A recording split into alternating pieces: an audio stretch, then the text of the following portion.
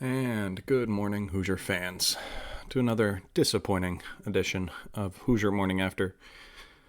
This is becoming too aggravating to get ones like this. Your Hoosiers fall yesterday, 68-59, to the Ohio State Buckeyes, evening out the series against them. We got them on our home turf, and now they got us on their home turf. This is a tough one to lose because if you see effort, if you see physicality, if you see the guys fight, you feel better about a loss. It's a weird phrase to say better about a loss. And you can criticize all you want for me saying something like that, but you'd feel better about losing when your guys tried. It still sucks. It's still horrible, but you feel better about it.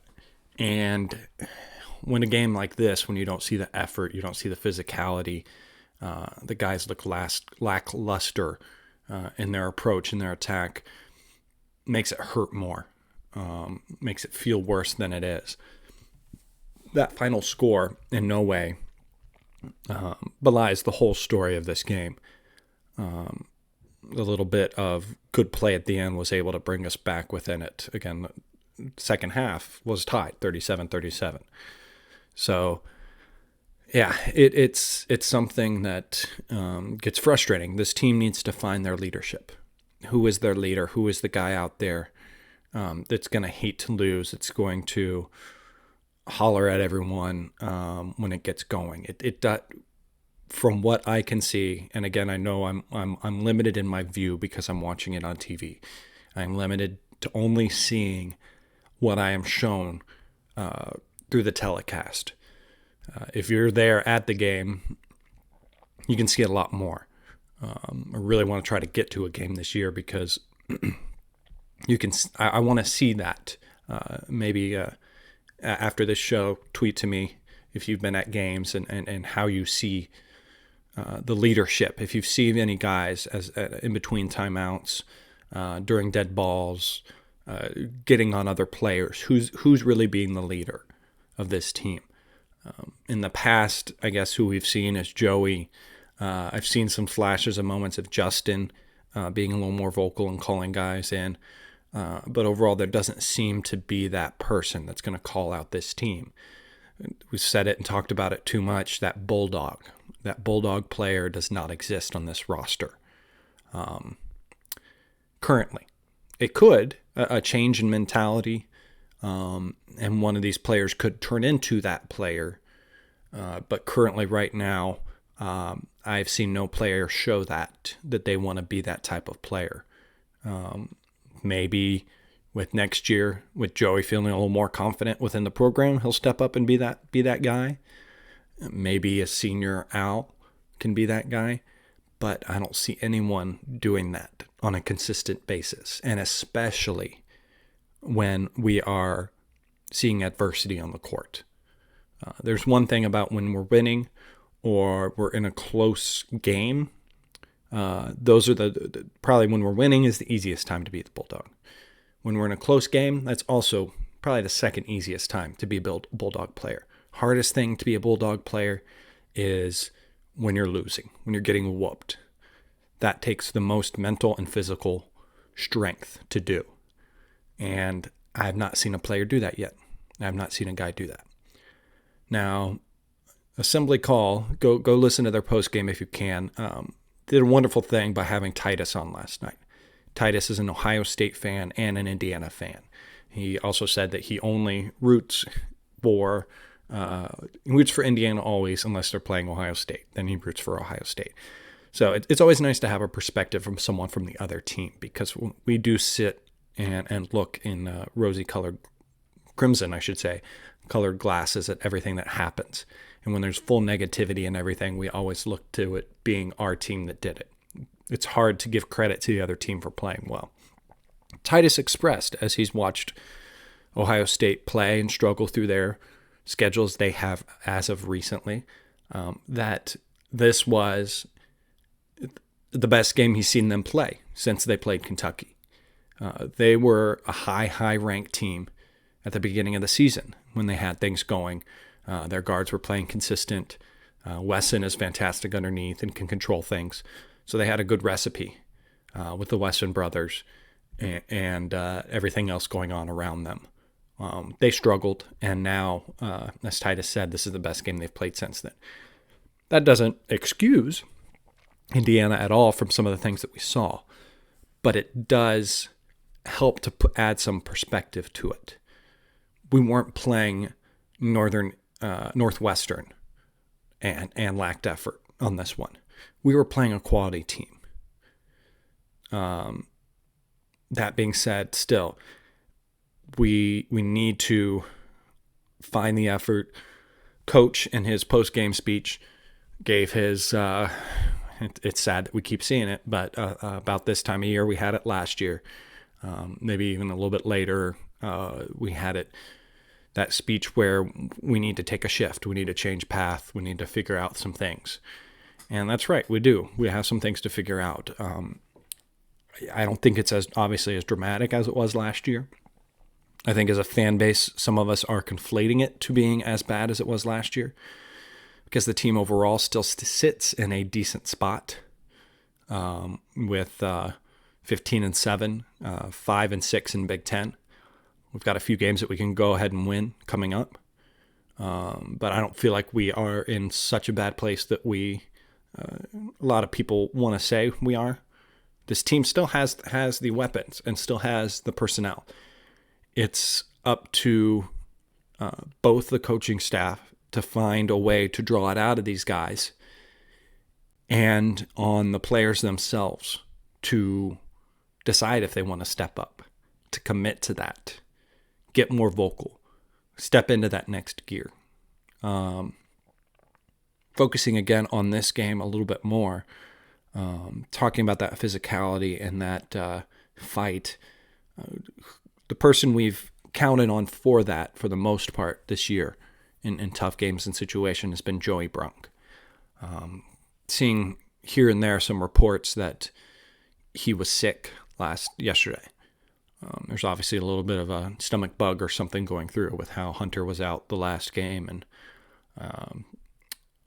just Joey was not feeling as well. He had 22 minutes, only scored 4 points, only had 2 rebounds.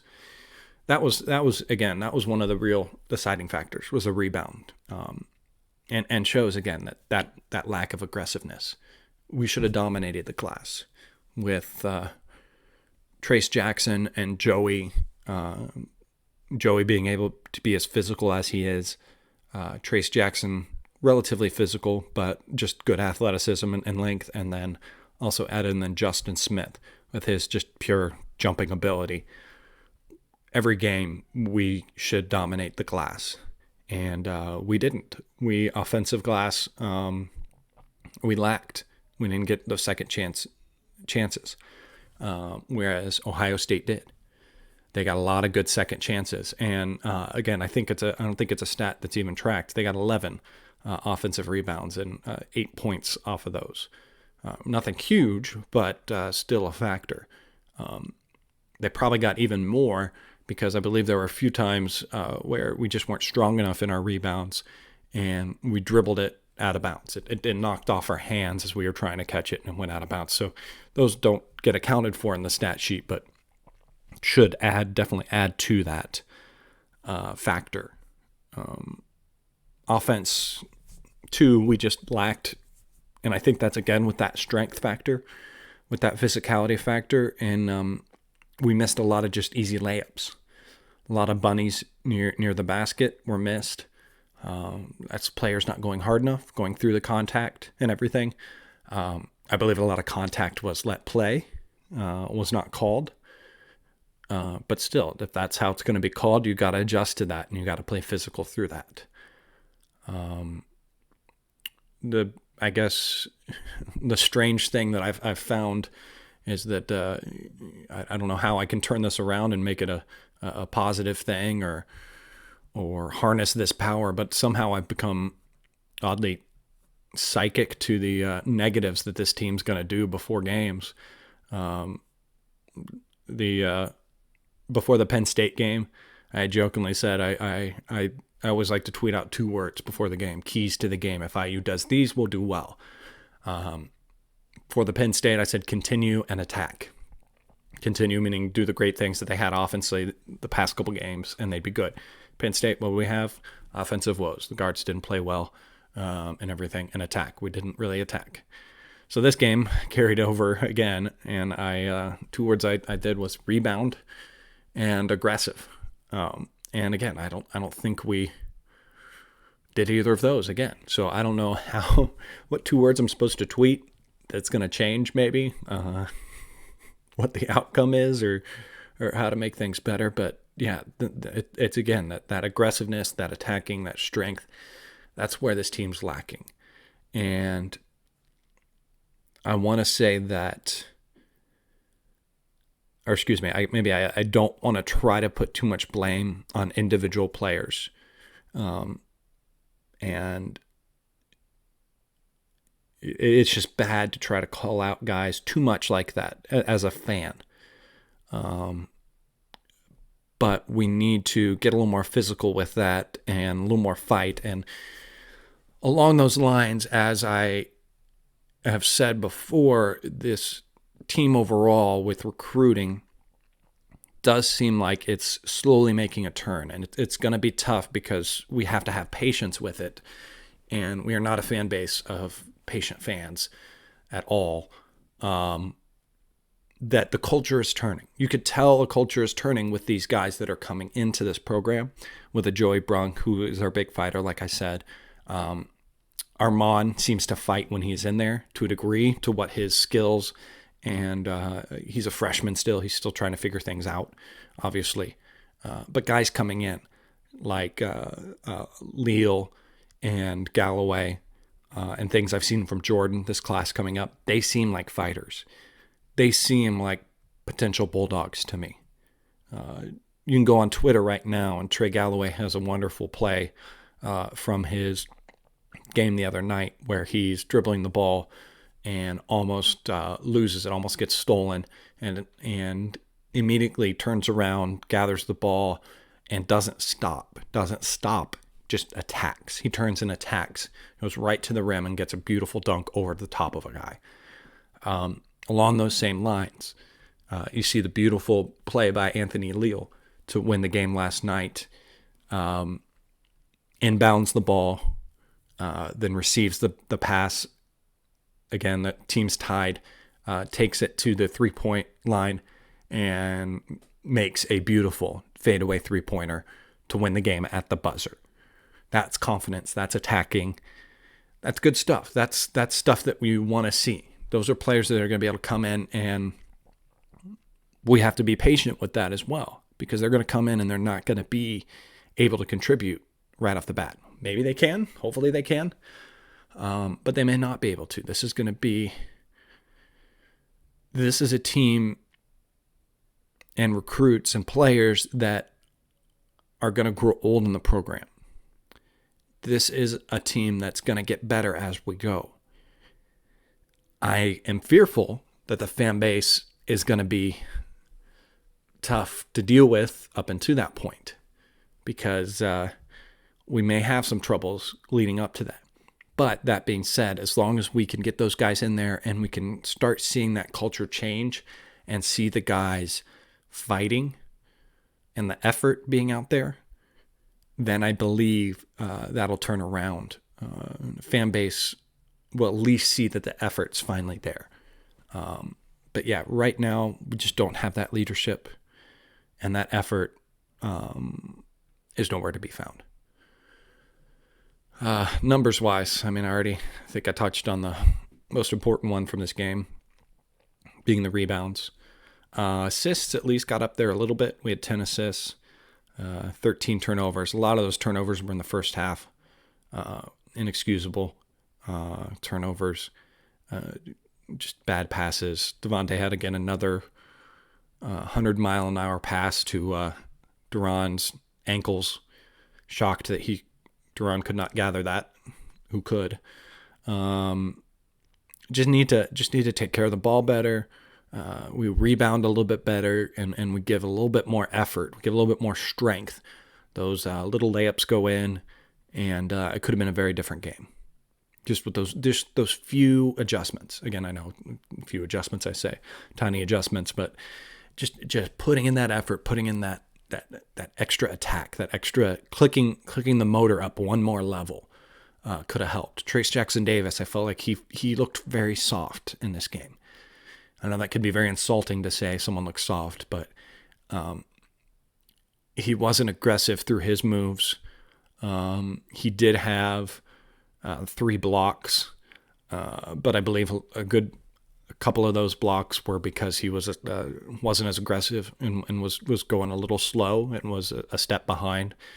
So that was just his sheer length and athleticism that allowed him to recover and get those blocks. Only 2 players in double digits, and Devontae Green and Rob Fennessy. Saw Rob turn it on a time or two, and then Devontae again turned it on at the end when the game was already in the bag. So those stats are a little bit padded from that. Not really any other numbers I want to speak of. Shooting-wise, second half we shot 50% from the field, 57 from 3. 91 from the free throw. So that second half, if you look at all those stats, it seems great. There was a lot of lull in that too on both sides, and they did take up a big lead at one point, I believe up to 19, and good for us to fight back and get it closer. Obviously that fight and getting the score closer was towards the end, and also is a little bit camouflaged because when you're down so much and you come back to still just double digits, it's harder to notice that kind of effort buried within a large deficit. But yeah, I mean, again, hats off to Ohio State for playing a good game, finding their game. And we need to figure out how to turn that around, how to get physical again, get healthy. I guess the one thing I didn't touch on, the positive to look from it, Jerome Hunter had a decent game, had a little bit better of a game. He's slowly now just a little bit better than he did during the not Penn State, the Maryland game, I believe, since he sat out the Penn State game. Sadly, we could have used him. But yeah, this was maybe the big guy's chance to have a bad game. Our guards had a bad game against Penn State. It's not to say they didn't, again, have a bad game tonight or yesterday, but our big guys were kind of where it was really lacking yesterday. So we can turn it around. We've got a very emotional one coming up. Hoosiers will host Purdue on Saturday at 2 o'clock. And so that's a big one. It's on ESPN2. Everyone needs to get there. We need to crowd it. We need to be loud. Students will definitely show up since it's the Penn State game. That'll be a shot of energy. We need to dominate them. We need to put them away. And they're going to come in and fight. It'll be a tough game. I look for Justin Smith. Should have a pretty decent game. He'll step up in this. Very, very hopeful that Joey's feeling better by this point, because the fight against Harms underneath could be a very fun one to watch. Joey and Harms going against each other, and even maybe seeing what Trace can do against him. He's a very long guy, could be very physical. I think our big guys in Brunk and Duran are a little bit stronger than Harms. I think they can knock him off his balance a little bit more. I think Trace is about the same strength matchup to him, but has the edge a little bit athleticism-wise. So it's going to be a very interesting battle to watch. Purdue's guards struggle a little bit. They do have a few guys that can hit outside shots, so we need to stay on them. But could be a good game. Could be a very good game. Could be one that we could destroy, or we could allow them to be in it, and could allow it to be a tough game. So we will see what happens from it. Again, hopefully everyone's there, excited, yelling and cheering. I know the assembly call guys will be there. They're doing a live broadcast afterwards. So yeah, think that's it for now, guys. Thanks for watching, joining in. I will see you next Sunday. May start a thing where the weekends start a little bit later like this. My kids slept in a little bit better. I was able to sleep in, get a little more sleep, so that felt good. So I know on the weekends, everyone tends to sleep a little bit more. So maybe Sundays, I won't go as early as I have on the weekdays. So look for that. Otherwise, you can follow me on Twitter at General Chadwick. Guys, have a good day. Go out there, be a good Hoosier. Don't forget to have a good one. Enjoy yourself. Like the players always say, let's put this one behind us. Let's move on to the next one. Let's show up for that Purdue game. Thanks, guys. Go Hoosiers.